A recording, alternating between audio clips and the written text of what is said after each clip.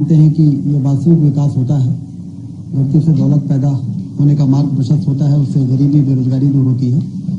तो सिंचाई के क्षेत्र में कई योजनाओं की स्वीकृति आज मंत्रिमंडल में दी गई है, जिसमें राजगढ़ जिले की मोहनपुरा बृहद सिंचाई परियोजना की लागत 4,666 करोड़ रुपए, जिससे 1,51,495 हेक्टेयर की सिंचाई होगी।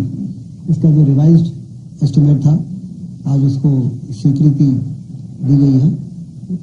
वहीं सीधी, रीवा और मऊगंज जिला और सिंगरौली जिले में लगभग 1,20,000 हेक्टेयर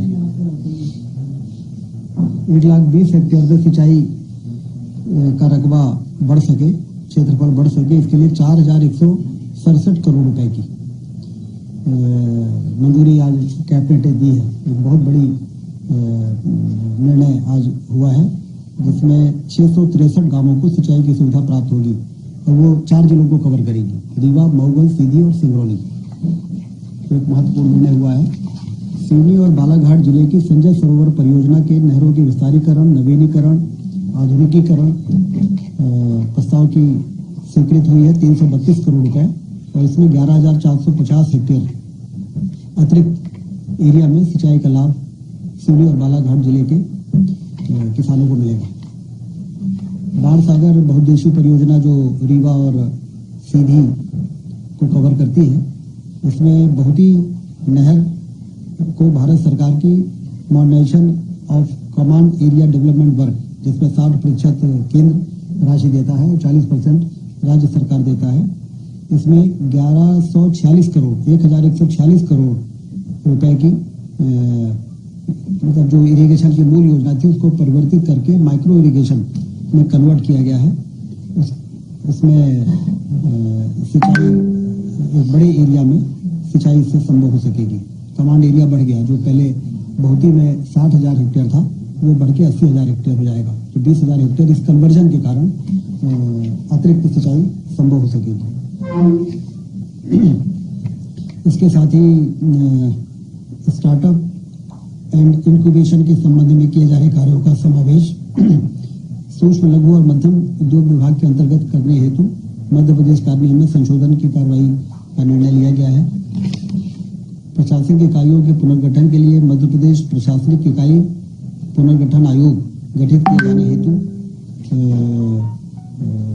आयोग का गठन होगा। आयोग की टर्म्स ऑफ रेफरेंस, आयोग का स्वरूप, इन सब चीजों के लिए आयोग के गठन की स्वीकृति मिली है, जिससे और ज्यादा बेहतर प्रशासनिक नियंत्रण पूरे प्रदेश में सुनिश्चित हो सकेगा।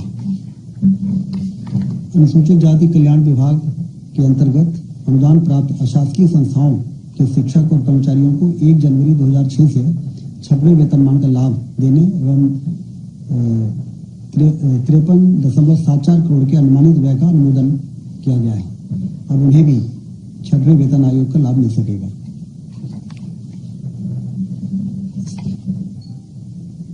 स्वास्थ्य विभाग से संबंधित एक महत्वपूर्ण निर्णय हुआ है। National commission for allied and health care profession act, जो भारत सरकार ने 221 में एक नया कानून को इंट्रोड्यूस किया था, जिसमें पैरामेडिकल के संचालन, उनके स्टाफ और सारे बेहतर प्रबंधन के लिए उस एक्ट के प्रावधानों के अंतर्गत अब मध्य प्रदेश में जो एमपी पैरामेडिकल परिषद होता था, उसकी जगह Madhya Pradesh allied and health care council का गठन का अनुमोदन किया गया है।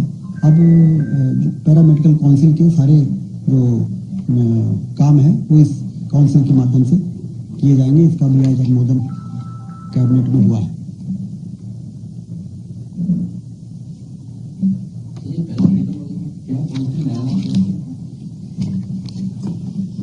Madhya Pradesh allied and health care council,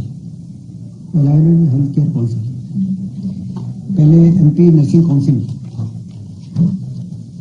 इसके साथ ही माननीय मुख्यमंत्री जी ने लगभग 17,000 करोड़ से अधिक के भूमि पूजन लोकार्पण माननीय प्रधानमंत्री महोदय द्वारा जो 29 को होना है, जो विकसित भारत संकल्प यात्रा का एक तरह से वो समापन भी होगा, जिसमें पूरे देश भर में लोकार्पण और शिलान्यास के काम होंगे।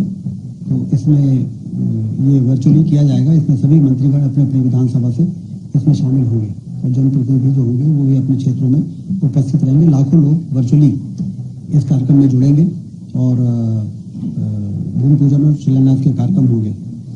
कल हुए ओलावृष्टि और अतिवृष्टि से होने वाली फसल हानि का सर्वे हेतु समस्त जिले के कलेक्टरों को निर्देश दिए जा चुके हैं और उनको ये स्पष्ट है कि कोई भी किसान जो प्रभावित हुआ है उसका सर्वे बहुत गंभीरता से के साथ किया जाए और जो भी मुआवजे का प्रावधान है उनको राहत राशि उपलब्ध कराई जाए।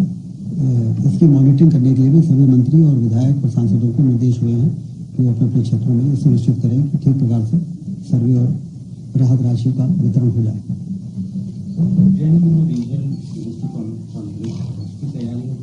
हाँ, 1 तारीख उसकी भी चर्चा हुई कि 1 तारीख को जो वो रीजनल इंडस्ट्रियल कॉन्क्लेव होगा उसमें पूरे सिर्फ उज्जैन में वो हो रहा है, लेकिन पूरे प्रदेश में 5 इंडस्ट्रियल एरिया का भूमि पूजन भी होना है, नए इंडस्ट्रियल एरिया का। और विभिन्न जिलों में जो इन्वेस्टमेंट के MOU साइन होंगे, तो सभी लोगों को ये है कि अपने अपने जिलों में रह के भूमि पूजन और लोकार्पण के कार्यक्रमों में वहाँ पर रहेंगे, जिससे उस एरिया में लोगों को ये जानकारी हो सके कि उज्जैन में हो रही इस कॉन्क्लेव में हमारे क्षेत्र को क्या लाभ मिल रहा है। ये भी निर्देश माननीय मुख्यमंत्री जी ने दिए।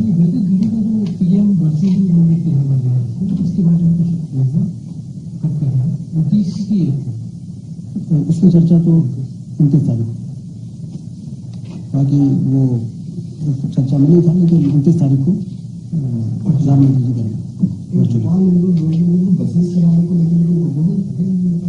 हाँ, वो हमें 555 बसेस, ये दोनों नगरीय प्रशासन के दोनों निकालिएगा।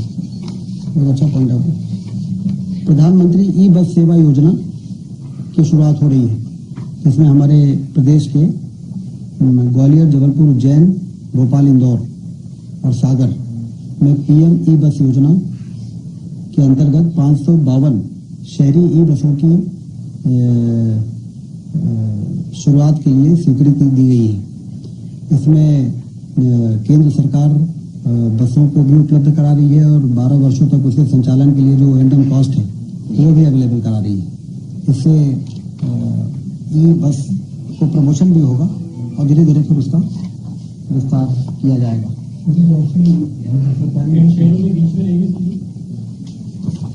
ये शहर हैं भोपाल, इंदौर, ग्वालियर, जबलपुर, उज्जैन और सागर। इनको सेलेक्ट किया गया है भारत सरकार ने अभी, और इसमें 555 बसें दी जाएंगी अलग अलग साइजों की, जिसमें कुछ बड़ी बसें भी हैं, कुछ मिनी बसें भी हैं।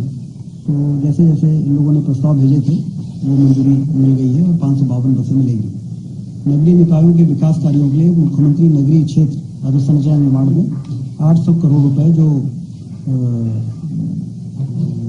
24-25 तक के लिए था उसको बढ़ा के अब 3 वर्षों के लिए किया गया है और 800 करोड़ की लागत को बढ़ा के 1100 करोड़ इसकी साइज बढ़ाई गई है, जिससे कि जो भी विकास के कार्य हैं वो उसमें किसी प्रकार की कोई रुकावट ना आए। प्रदेश में सार्वजनिक निजी भागीदारी PPP मोड में निजी ऑपरेटर के सहयोग से राज्य के भीतर वायुसेना संचालन का ये प्रस्ताव पर्यटन विभाग ने प्रस्तुत किया, जिसको कैबिनेट ने मंजूर कर दिया है। इसमें अब पर्यटन को बढ़ाने के लिए डबल इंजन के विमान PPP मोड में उड़ाए जाएंगे 20 सीटर तक के। तो वो 8 सीटर भी हो सकते हैं, 15 सीटर भी हो सकते हैं, 19 सीटर भी हो सकते हैं। इससे पर्यटन को एक बूस्ट मिलेगा। अभी ये रूट अभी तय होंगे, अभी तो इस पर आगे बढ़ने की स्वीकृति दे दी गई है। अब हमारे जो पोटेंशियल एरिया हैं टूरिज्म के, वो सारे प्रदेश को कवर करते हुए रूट तय होंगे और वो ऑफर निकाले जाएंगे। प्राइवेट ऑपरेटर्स उसमें बिड करेंगे और उसके आधार पर उनको सिलेक्शन होगा।